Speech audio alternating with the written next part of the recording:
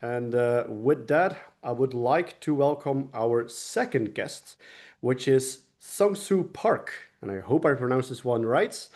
Seongsu Park is a researcher and not just a researcher. He's done this job for over a decade, doing malware analysis, threat intelligence, incident response from South Korea. And of course, who attacks them a lot? It is the North Korean threat actors. So if you want to ask somebody about North Korean threat actors and what they are doing, then we have Sang-soo here on stage. Now, his presentation will be about the Espionage to Crypto-Heists, a technical analysis of DPRK's multi-objective threat operations. Now, what's in the title, of course, this will actually give you an overview of all the different cyber operations from Kimsuky, APT-37, some clusters within Kimsuky, and also the notorious Lazarus groups of what they have done and what they are trying to achieve. Because we all know that they're doing many different things. They're using cyber attacks for not only surveillance and espionage, but also for financially motivated attacks. Seongsu Park, I welcome you on stage. I give you the floor. Thank you very much. Good luck. Thank you, Kevin. Thank you for your introduction. First of all, thank you for having me, the CCB. It's my pleasure to speaking in this amazing webinar. And when I just start to prepare this presentation, I misunderstood my time for speaking is 40 minutes, but today I realized that I only have 20 minutes. So I packed a lot of things in my slide, but I have to little bit hurry to go through the everything. Let me start very quickly. And as I already introduced by Kevin, I'm working in the Zscaler APT Research Team as a staff threat researcher. And I've been tracking the notorious threat actors more than a decade. And nowadays, I also, in this presentation, I want to introduce several cluster and the campaign of their latest activity. And I hope this will helpful for you guys. Let me start from some number about the latest cyber attack from the North Korea threat actors. I don't like to talk about the non-technical things in this kind of webinar, but this is a little bit of trustable things because the National Intelligence Service of South Korea, they published some white paper about the North Korea capability every year. You can see that it includes some physical capability. Not they also published about the cyber attack capability of DPRK. You can see in 2022 their cyber army number is almost 6,800 people, but 2 years later their estimate number was 8,400. It's almost a 20% increase. So it's a huge number, and they collaborate with Russia, and they run their own hacker university to educate their, cyber threat armies. And these days, they have a very broad range of the attack motivations for their governments. And they have many clusters and many campaigns, and I just separate them in three objective of their cyber attack. The first one is a surveillance. Surveillance means the monitoring the individual relate to the North Korean region. Especially using this surveillance attack, they monitor some journalists, the government people, and professor and defector as well. And the representative actor is Kimsuky and Skycraft. I will introduce briefly about their, operation later. And the other campaign is espionage, which means the attack some enterprise or government sector to steal some sensitive intellectual property. And maybe the Lazarus group, and they are representative threat actors for the cyber espionage campaign. And these days, the big thing is the financial motivation attack. Usually, the cybercrime do this kind of attack, but North Korea's biggest characteristic of North Korean actors, many of their threat actors and campaign nowadays are focusing on the attacking the cryptocurrency industry. The first one is surveillance. One of the group working for the surveillance is a Kimsuky group. They are also known as Emerald Slate or APT 43, and they are attacking the South Korea and the USA, and they usually attacking some journalists and the diplomat, academic people, and I don't think they are very high skilled and sophisticated group. They used some script based malware for a long time for these operations. But what they really doing well is their social engineering skill is really good. They are timely using some political thing for their spear phishing attack and adopt many sensitive contents for their spear phishing attacks. So you can see the one infection chain when you victim receive this kind of malicious file and execute it, it fetched the additional payload from the GitHub. Attacker control the GitHub, and that was another PowerShell, and this PowerShell is fetch another PowerShell, and the final PowerShell is collect some victims information like antivirus and system and IP address and so on. And based on this information, they verify the victim, whether it is valuable victim or not, and gather additional information or deliver the next stage payload as well. The other group is APT37, also known as Kakot. Victimology of the Kimsuky and the APT37 is very similar, but one interesting case is the APT37 also attacked North Korean people. I'm not sure you guys already heard about that. The North Korean people deployed many their employees to another country to get money. Not only the IT worker, they deployed many people in various industry, but someone have to monitor them, right? They can be escape or they can defect from the other country. So this group is working for that kind of job. They can monitor their people as well. So this is one of the representative infection chain of these groups. These days they usually use the Windows Shopper file and created some additional payload. And when initiated this infection chain, the other payload is only working on the memory. So you can see the final payload, the rogue rat, is only working in the memory. This malware is introduced more than decades ago. It's more than 13 or 15 years ago, but they still use this malware, but they are really good at only running this malware on the memory. So it's very hard to detect it. And they also used only the private cloud service as a C2 server. So as the defender in the enterprise, it's very hard to block this kind of cloud service. The other one is the latest one. It's a still unknown actor for me. In December 24, there is a huge political issue in South Korea. Our former president declared martial law. So we anticipate, as a threat researcher, we anticipate maybe some threat actor adopt that political chaos for their spear phishing attack. And 5 days later, it happens really. So some threat actor sent a spear phishing email, and that contents is related to that martial law, and it created it fetched some archive file from attacker control to GitHub, and you can see that it looks like a very complicated, but they just use a side loading, and this malware version.dll, this file is the known information stealer source code. It's developed by that code. The malware name is Taurus Stealer.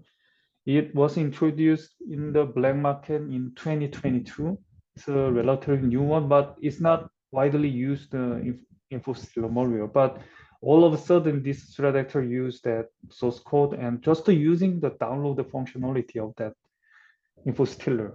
So it's a little weird, and also I can get the whole payload from the GitHub account, so I can reassemble the whole infection chain of this attack. And finally, the threat actor want to load the shellcode, and this shellcode is decrypted the Red on the memory. You can see that they only use the public tool, like a donut loader is also public tool. You can find it from the GitHub, and Red is also, the source code is a public. So they only use the known and public tools, so it's very hard to find out who is behind this attack. So it's still unclear, but I still keep an eye on that. The next one is the cyber espionage attack. Mostly the attacking the enterprise or government sector. The first one is the Kimsuky sector. Kimsuky is nowadays, they are not small group. They have several cluster. I tracking them as 5 or 6 clusters, and this cluster is one of them. I call them we call the HTTP spy based on their build malware's build path. The infection chain itself is very simple. They use the JSP script or Windows executable file to deliver this malware. They deliver the HTTP spy or Pebble-Dash malware. Pebble-Dash malware is a very old one, already published attributed by the USA CISA as a Lazarus malware. And this case is happened in 2024. You can see the decoy document. It shows some vacant job position in military defense sector, right? The company's name's General Dynamics and Lockheed Martin, but you can see the location is Berlin, Germany. And I also found the same malware sample with the decoy document to national insurance receipt issued by the German government. So maybe in this time in 2024, this sector want to attack the defense sector in German countries. But in these years, in 2025, they switch their target to South Korea and heavily attack the South Korea now. And you can see the left one decoy document is there is some sender and the receiver of this decoy document. So the recipient is the wind power company in South Korea, and the sender is the IT service provider of that company. So this actor is well understand of their relationship and use that relationship for their sophisticated spear phishing attack. And they also use the code sign. They steal some legitimate code sign from the South Korea company and use that code sign to signing their malware to evade detection. When I just found that this malware from VirusTotal, it has a very low detection rate because it's assigned with a legitimate code sign. So they are also very active and very sophisticated. They attack the many enterprises as well. But the interesting point of this campaign is that they have some overlap with the Lazarus group and the Kimsuky group as well. But the only a few points is related to the Lazarus group, like a Pebble-Dash malware is connect to Lazarus group. But when I see the another factor like initial infection vector and the method they deliver the malware or CNC configure, everything is pointed to the Kimsuky group. So I believe Kimsuky group received some source code from the Lazarus group, or the men who working for the Lazarus group moved to the Kimsuky group who are working together. I don't know the behind the story, but this group is working together in this campaign. And last thing is the Lazarus group of cyber espionage. As you know, the Lazarus group is not small cluster these days. They separated the 4 or 5 cluster these days. This is the Microsoft naming scheme. They are Diamond Slit and Jade Citrine Moonstone Slit. And among them, only the Diamond Slit is attacking the defense and heavy industry sector these days. And the other subgroup, the other slit, is attack the cryptocurrency these days. And this Diamond Slit is still very active, but mostly when they attack the South Korea, they use the very unique technique to compromise the machine. They mostly use the watering hole attack. Nowadays, not many threat actors use the watering hole because the finding the full infection browser exploit is very hard these days, but they still use the watering hole attack because in South Korea, we have a very uncommon environment because when any individuals want to use the banking system or some government service, we have to install some security software. It's mandatory, but this software has so many vulnerabilities. So Diamond Slit better understand this vulnerability, and they using that software, security software's vulnerability to spread their malware. It's weird, right? Anyway, they use this kind of technique and keep attacking the South Korea company or some entities in South Korea. This slide is almost 30 pages, 30 pages, but half of the slide, 15 pages only for the financial motivation. So let me go through very quickly. The first one is a Kimsuky. Again, they're in charge of the surveillance, cyber espionage, and the financial motivation as well. So they have a wide range of the attack motivations. They using the phishing email they sent to the phishing email to the victim, like this looks like opportunistic attack. I have a chance to analyze the whole list of the recipient of this phishing attack. Is more than 400 people, but when I look into the whole recipient, there is no common characteristics. Someone is a blogger, someone is just a journalist, and someone's just a professor. But one thing I can find is that they have a interest about the cryptocurrency investment. So this group using this phishing attack, they attacked many individual who is interested in cryptocurrency investment. They're using the advisory in the middle phishing. It's a bit of a sophisticated phishing campaign. So the client does not aware is a malicious one or not. It's very hard to find it. But in the middle of the legitimate server and the client side, they they monitor the whole traffic and save the session or cookie information, so they can steal the whole login credential using this phishing kit. The other one is the notorious contagious interview campaign. They reach out to the potential victims through the many social media or Telegram, and they publish some job opening, and they upload the Tronai source code to GitHub, GitLab, or Bitbucket. And this is a high-level infection chain of this campaign. They deliver the Tronized installer or malicious npm package, and when victims execute it, the next stage is fetch the additional Python script named the invisible ferret. It goes through the intermediate to download the Python script, and finally it implants the main component. And main component is consists of two components. The first one is to gather the basic information of the victim, and second one has the backdoor capability. So you can see that they mostly use the only script, JavaScript and Python script in these infections. And when they steal some data from the victim, they use these two components. The first component to gather some basic information of victim and send it to the HTTP server. Then operator verify the victim, and if they think it is a valuable host, they deliver the additional command to the second component and start to gather some clipboard keylogging data and additional file and send it to attacker's FTP server, Telegram, or the HTTP server. And they finally steal some cryptocurrency and resume, fake ID, and source code as well.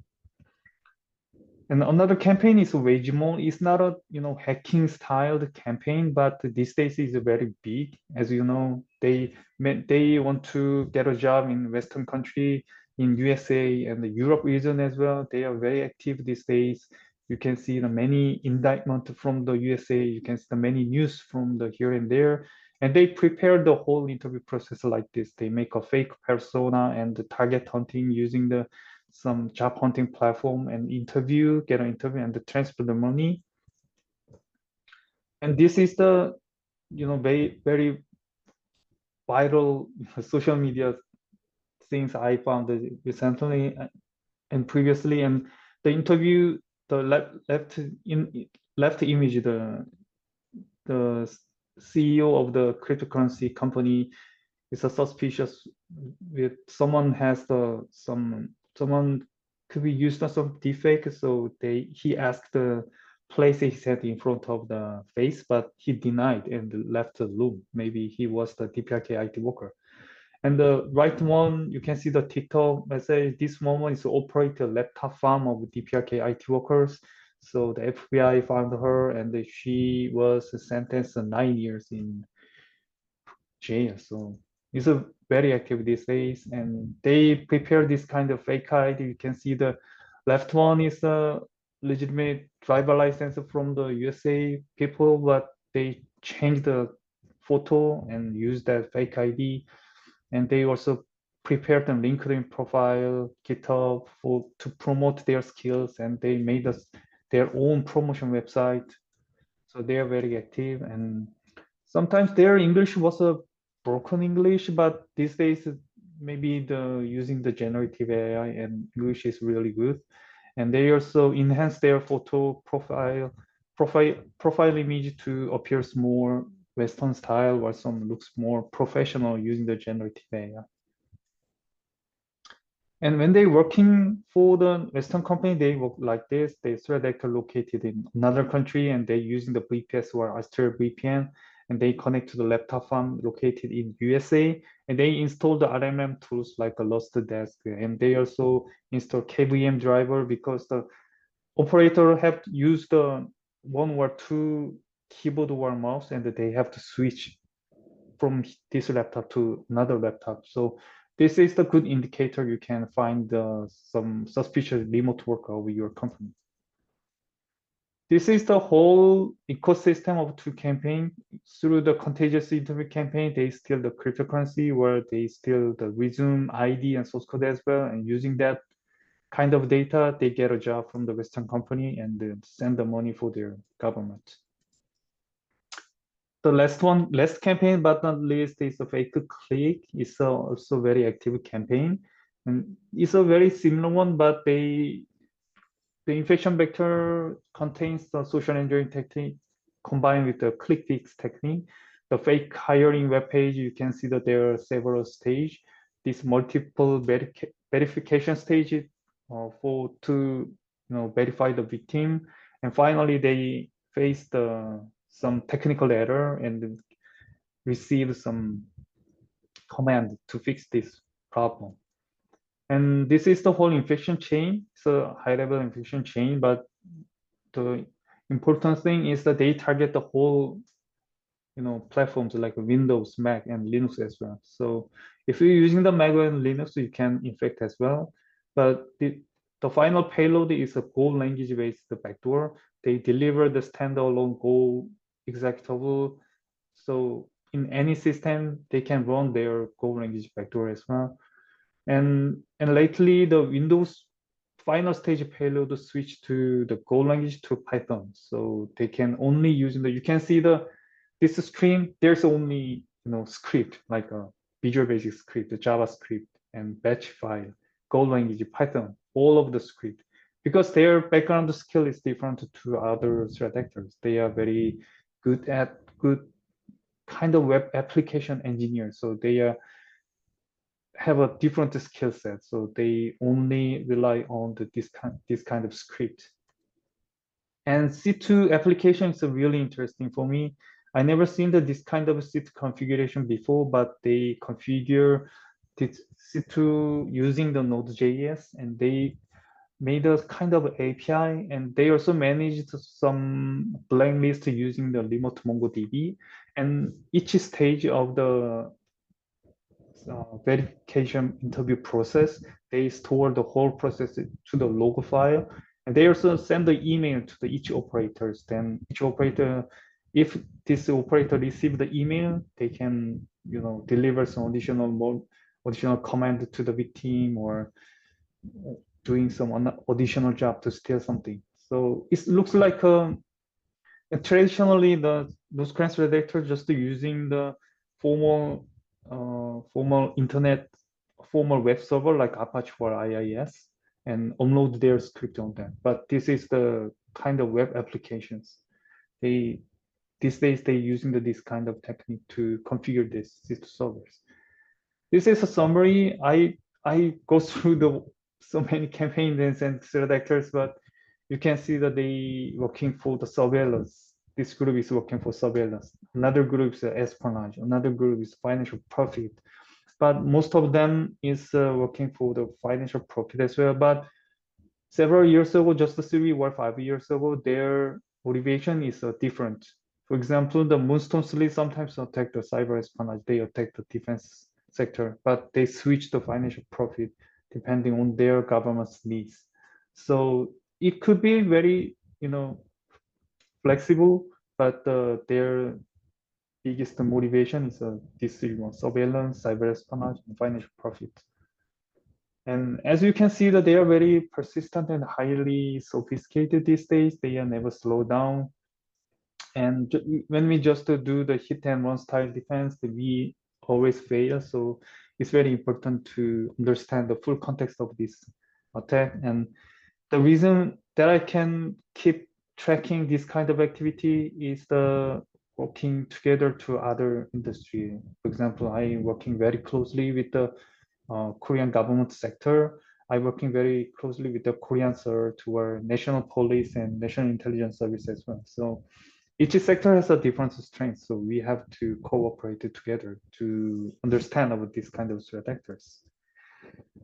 Thank you for your attention. I know it's not enough to understand the whole things, but I have some time limitation, right? So if you have any questions, please send the email or ask something using my Twitter, then I can answer, I can share everything that I have.